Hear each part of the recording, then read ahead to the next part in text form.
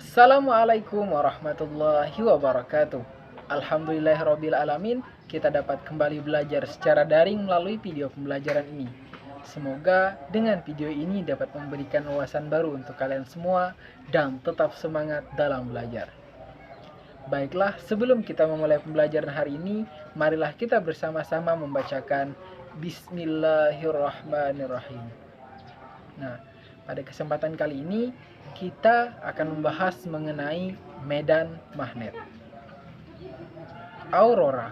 Aurora adalah sebuah fenomena alam berupa pancaran cahaya yang menari, di mana ini terdapat pada lapisan ionosfer pada sebuah planet, misalnya saja pada bumi. Nah, kemudian kereta magnet. Nah, kereta ini dapat melaju dengan kecepatan 600 km per jam lebih.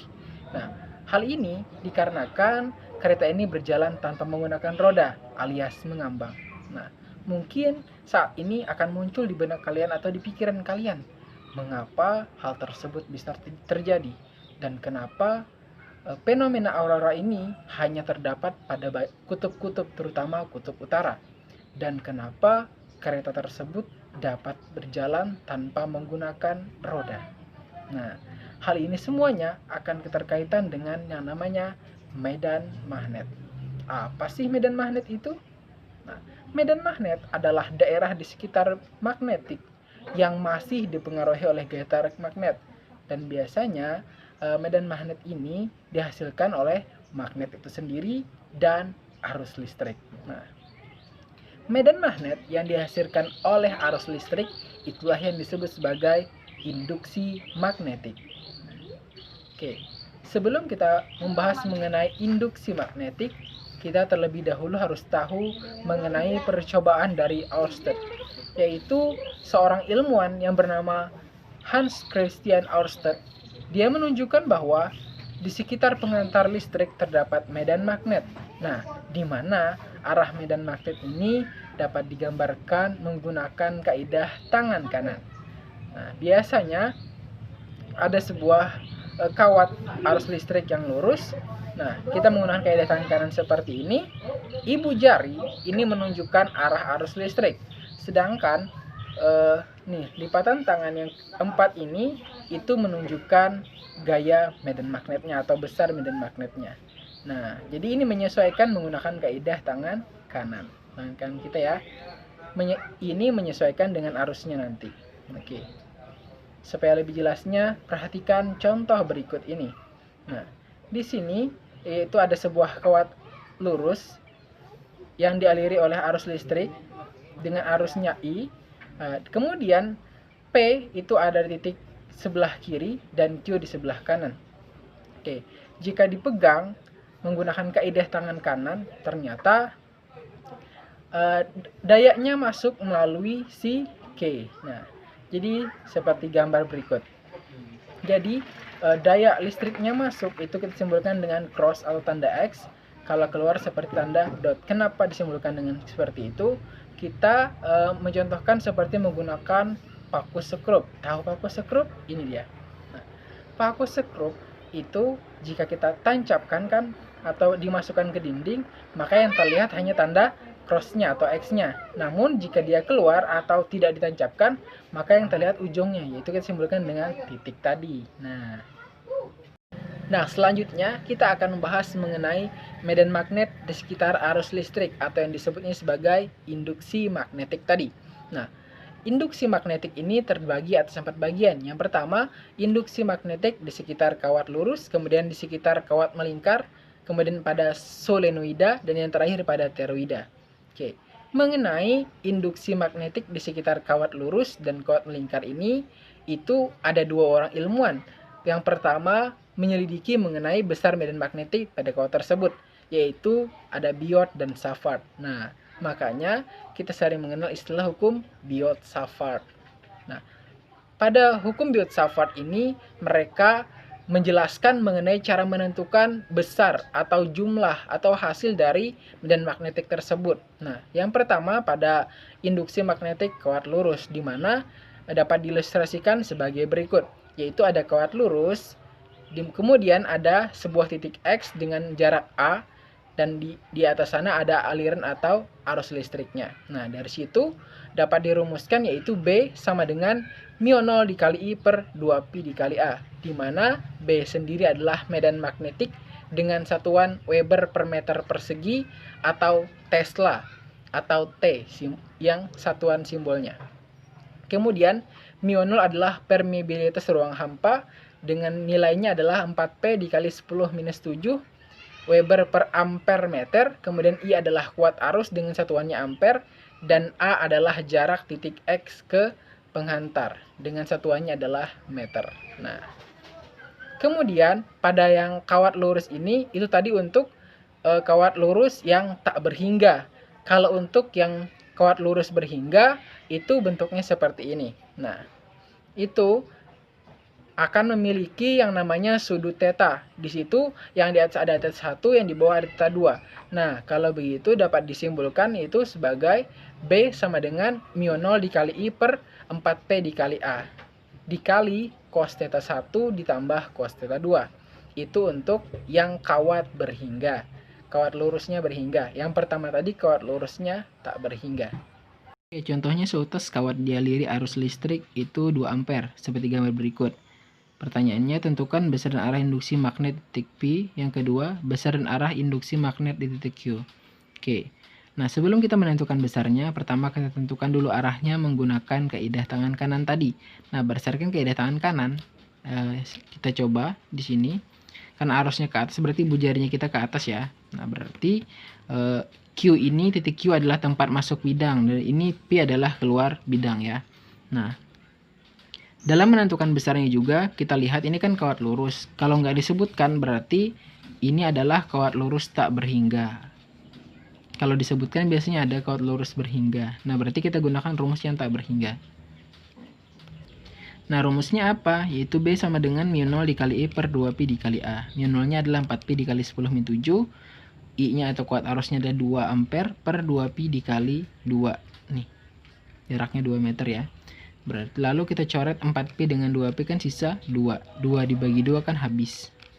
Maka yang tersisa adalah 2 dikali 10 min 7 Tesla. Kemana arahnya adalah keluar bidang, karena titik P tadi kan keluar bidang. Kemudian yang kedua, besar arah induksi magnet di titik Q. Oke, rumusnya sama.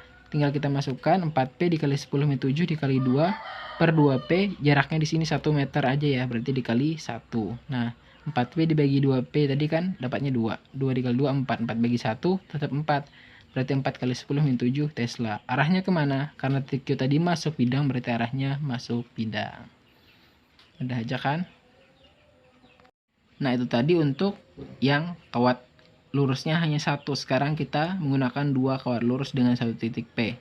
Nah, perhatikan gambar berikut. Tentukan besar dan arah kuat medan magnet di titik P. Nah, sama seperti halnya tadi, kita harus menggunakan kaidah tangan kanan lagi untuk menentukan arahnya. Nah, oke. Karena ini 2 kawatnya, berarti kita gunakan kaidah tangan kanan di 2 tempat. Berarti di sini dulu baru di sini. Nah, berdasarkan kaidah tangan kanan di sini, berarti P ini adalah tempat masuk bidang ya. Nah, kalau di sini, maka kalau ini kita gunakan kaidah tangan kanan, berarti P-nya adalah tempat keluarnya bidang atau keluar bidang di sini ya. Berarti kalau menentukan titik P berarti ada 2. Kita harus menentukan B1 sama B2, kita simpulkan ya. B1 ini maksudnya menentukan induksi magnetik di kawat yang pertama. Di sini menentukan induksi magnetik pada kawat yang kedua. Oke. Sekarang kita tentukan. Nah, besar dan arah titik P dulu ya. Rumusnya sama seperti tadi. Tinggal kita masukkan nilainya. Jadi μ0-nya 4pi kali 10 min 7, kuat arusnya 2 ampere dikali 2 per 2pi. A-nya adalah yang pertama itu 2 meter. Berarti kita coret tadi yang ini, sisa 2. 2 bagi 2 1, bahkan sisanya adalah 2 kali 10 min 7 Tesla. Arahnya kemana? Masuk bidang, karena dari sini tadi masuk P nya ke dalam ya. Kemudian yang kedua itu menentukan yang B2 nya. Nah, untuk menentukan B2 nya rumusnya sama. Mungkin angkanya aja yang berbeda, kita masukkan langsung 4P kali 10 min 7 2 ampere. Nah, selanjutnya itu 2P dikali jaraknya adalah 4 meter di sini. Nah, kita coret ini tadi kan sisa 2. Nah, 2 dikali 2 kan 4. 4 bagi 4 1, maka sisanya adalah 1 kali 10 min 7 Tesla. Arahnya kemana? Ke luar bidang, karena dari kawat yang ini tadi. Nah, keluar bidang ke arah P-nya sini ya. Nah, kemudian belum selesai lagi. Setelah itu, karena ini dua kawat, kita harus tentukan resultan keduanya. Artinya, karena berlawanan keduanya B1 dan B2, maka untuk menentukan medan magnetik titik P-nya itu yang besar dikurang yang kecil. Maksudnya nilai yang besar hasilnya ini dikurang yang kecil, maka B1 dikurang B2. Nah, makanya di sini B1 dikurang B2 berarti 2 dikali 10 min 7 dikurang 1 kali 10 min 7. Hasilnya adalah 1 kali 10 min 7. Lalu arahnya kemana? Kita mengikut arah yang nilainya besar, berarti ini. Berarti arahnya masuk bidang. Mudah aja kan? Nah, selanjutnya mengenai induksi magnetik pada kawat melingkar. Perhatikan gambar berikut. Nah, di sana terdapat sebuah lingkaran dengan titik pusat O dengan jarak X dan terdapat sisi miring R. Nah, di mana nanti untuk menentukan sisi salah satunya jika tidak diketahui, ini seperti halnya segitiga pada trigonometri. Nanti menggunakan teorema Pythagoras. Nah, mengenai induksi pada kawat melingkar ini juga terdapat dua bagian.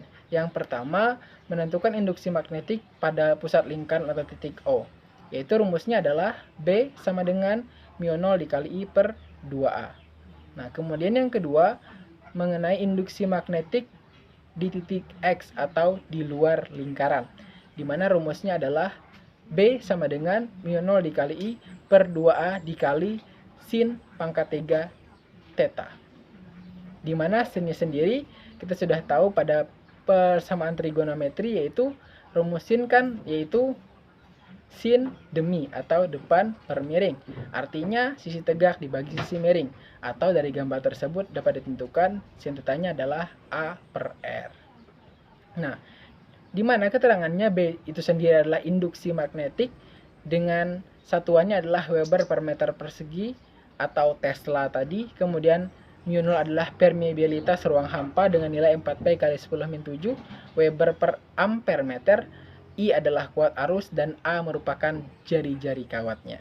Oke, dengan catatan yang perlu diingat adalah jika bukan lingkaran penuh, misalnya setengah lingkaran atau seperempat lingkaran, maka itu tinggal dikalikan, sesuaikan supaya menjadi satu lingkaran yang utuh. Misalnya saja nih, di lingkaran tersebut hanya terdapat setengahnya. Nanti dari rumus tersebut dikalikan setengah. Namun jika seperempat misalnya, berarti nanti rumusnya dikalikan seperempat.